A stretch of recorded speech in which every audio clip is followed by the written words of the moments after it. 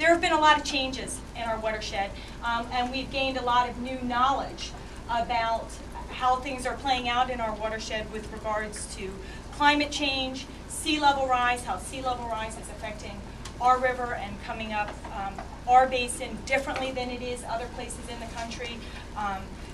We have a new listing of Atlantic sturgeon, which would be directly impacted by this project. We found new mussels that have an impact for water quality in the Delaware estuary, or new finding of mussels, which have an impact for water quality in the estuary. There's new information about subaquatic vegetation in the Delaware estuary in this reach of the river. All of these things have implications for water quality and the health of the river, and all of this is new information that has come forth since the EIS process and the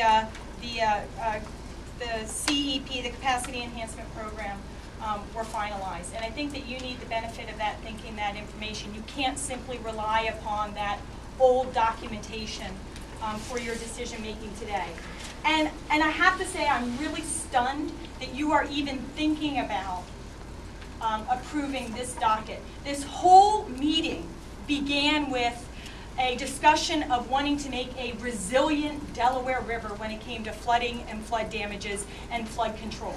And yet here we are talking about filling in 25 acres of the main stem Delaware River, filling in 52 acres, or we've got 23 acres of non-tidal open water wetlands, 81 acres of other wetlands.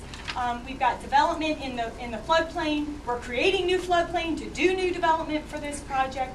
All of that makes this basin, and certainly the Philadelphia Airport, less resilient when it comes to flooding and flood damages, and more costly for the rest of us, because we're all going to have to respond to the pollution and the flooding and the flood damages and the economic losses that result.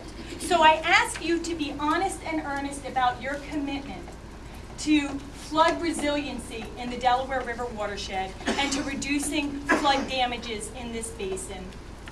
I ask you, frankly, to reject this document, or docket. I suspect you're not willing to do that today, based on the staff recommendation. But in the alternative, I ask you to please defer this docket so you can have the benefit of additional thinking, additional information, and a consideration of all of the new facts, science, and experiences that we have had in this basin since the CEP and the EIS for this project were finalized. We just had lots of conversation about Sandy. That has implications for a project like this. So please, prove to us that you mean what you say when it comes to flooding, flood damages, and flood resiliency, and hold off on this. Either reject this docket or at least hold off on this docket until you've had the benefit of greater thinking. Thank you.